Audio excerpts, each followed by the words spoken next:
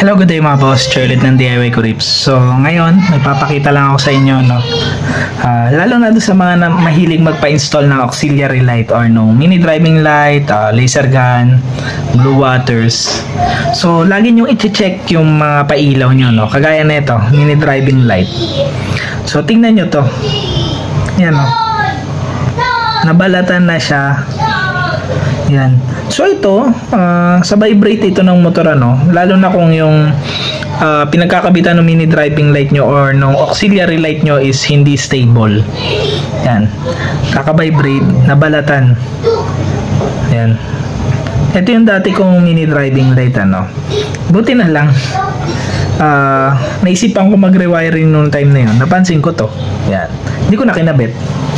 Pero ito, maganda sana to kasi meron tong high beam, low beam, tapos meron rin yung sabay yung high and low.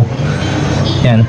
So ito ngayon, i-repair ko to ngayon, baka magamit ko kasi ito sa mga future installation ko. So madali lang naman to. Una, tanggalin nyo muna tong lens. Iniikot lang yan.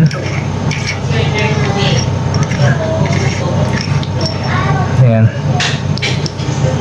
Tanggalin nyo tong rubber. Ayan. Tabi nyo na yan. Tapos ito, yung screw dito hindi nyo na kailangan tanggalin. Ayan. Need nyo lang tanggalin tong hinang. Ayan. Tapos yung sa likod, need natin tanggalin yung screw.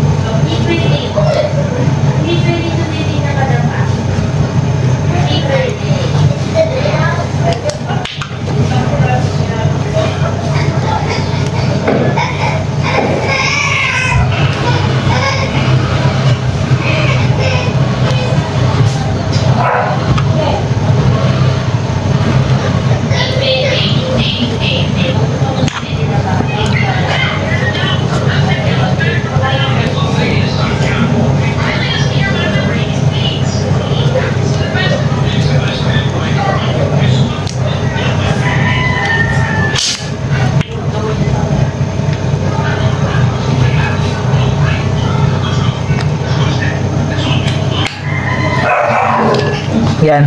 Tapos ngayon, tanggalin nyo na to. Yung fan sa likod. Yan.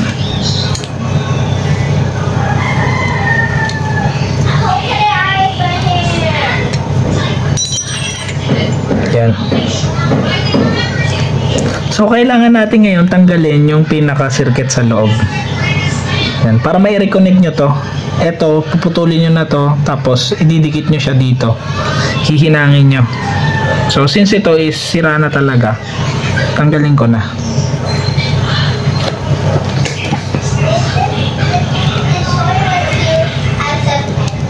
Yan. So, i-reconnect nyo na lang ulit,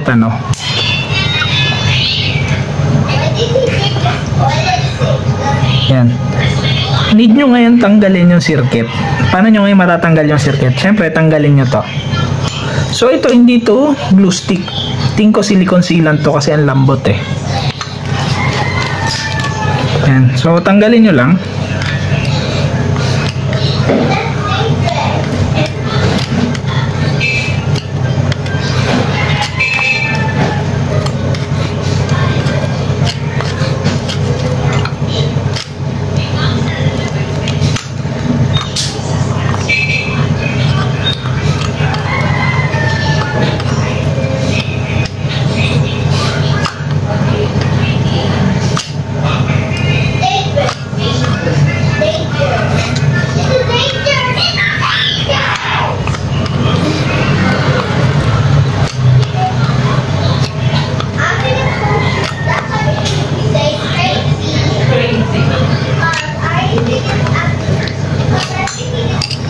Yan. So ito, hindi nyo basta-basta matatanggal yan, kahit na natanggal nyo na yung silicone sealant. Kasi nakahinang pa nga dito. Kailangan nyo tanggalin yung hinang. Yan o.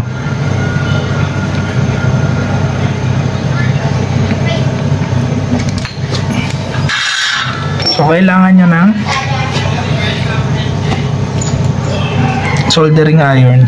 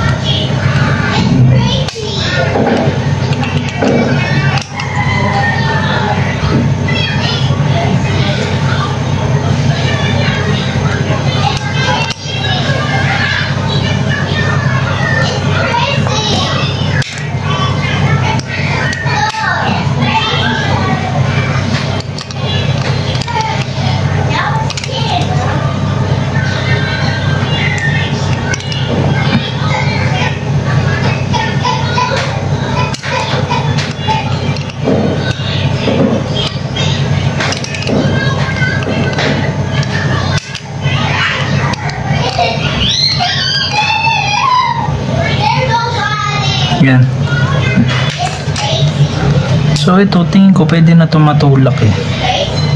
Nakadikit pa. Double check nyo muna no, kung nakahinang pa. So pagka natanggal nyo na yung nakasolder dito, ito, kailangan nyo nang tanggalin ngayon itong silicone sealant para mahugot nyo siya. So medyo mahirap siyang tanggalin pagka nagbibideo. So tanggalin ko na muna para mahugot ko na to. Pero itong screw hindi nyo to kailangan tanggalin ano. Yan. So tanggalin ko na muna tapos pakita ko sa inyo.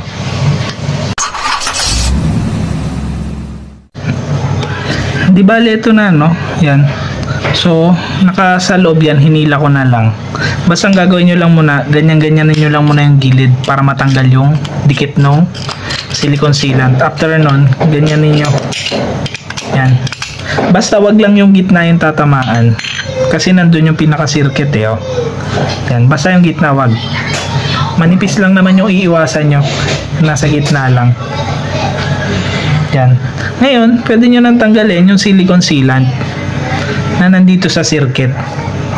Tapos, pwede nyo na rin itong hinangin ulit. Pero syempre, dapat nakasuot yan dito no, bago nyo hinangin. Suot nyo muna bago nyo hinangin. Baka mamaya hinangin nyo directly. Pagka ininang nyo yan, hindi nyo na maibabalik to. Kasi pagkasuksok nyo ganyan, so ito, nandito. Wala siya dito sa butas. Yan. Pero ito, papalitan ko na to. Hindi na ito yung gagamitin ko. Manipis masyado yung wire eh. Hindi ko alam kung gauge 22 to. Pero parang napakanipis, parang gauge 22. Yan. So, tatanggalin ko na muna yung silicone sealant. Tapos, hihinangan ko na to ng bagong wire.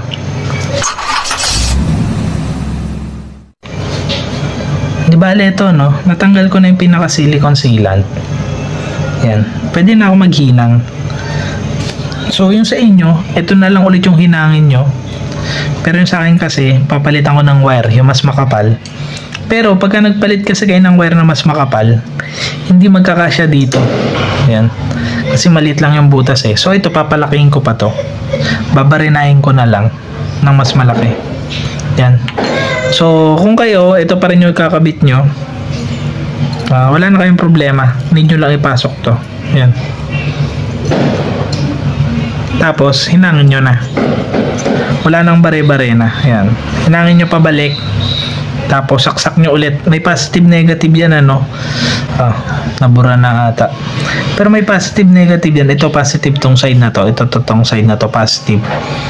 Ito negative. Makikita nyo naman yan dito nakasulat sa taas. So, itong part na to, ito positive to. Itong nasa merong pula, positive yan. Itong nasa hilera ng dilaw, negative to. To. Yan, parang mas kita dito, ayun o, positive. So itong kabila negative to. Yan. So kung yan is positive, ito yung positive natin. So doon pagka sinalpak nyo, papaganyan. Yan, nakaganyan. So yun lang ano. Hinangin ko na muna. Ito, papalitan ko na to ng wire. Tapos bubutasan ko na rin to ng mas malaki para may shoot ko yung wire. So balikan ko kayo, no? Update ko kayo mamaya. Di bali ito na, no? Nainangan ko na. Yan. Bali 3 wire yan. So ito, i-shrinkable tube ko muna para maging isa lang.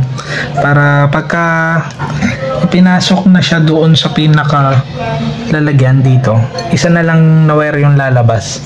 Kasi naka-shrinkable tube na sila. Yan. So, i-shrinkable tube ko na muna to.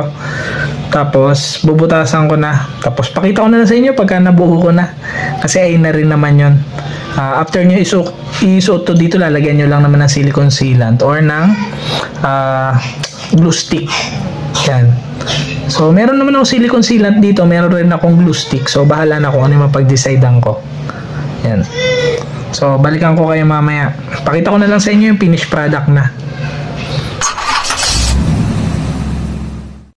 Di bale ito na, no? Nahihinang ko na yun nandito sa harap na part. Naikabit ko na rin yung pinaka circuit board. Ayun, no? Tapos ito na yung wire. Binutasan ko yan ng malaki para magkasya. Tapos wire cover ko na rin. Tapos ginawa ko ng bagong socket. Syempre kasi napalitan yung wire, magpapalit ng socket. Yan, hanggang dito. Kasi ito, dudugtungan na lang to ng wire na mahaba. Syempre, since ito wala na tayong gagalawin dito, pwede na natin ibalik yung pinaka lens. Lagay nyo muna tong rubber protector para hindi pumasok yung tubig. Tapos ito, kung mapapansin nyo, merong ganito para dito yan. Yan. Balik nyo na to. Niro-roscas lang naman yan.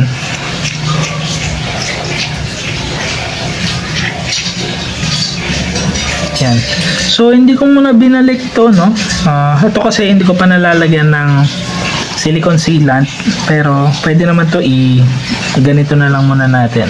Yan. Testing na natin to, no? Yan. So, yung black sa negative. Gamitan natin na ito.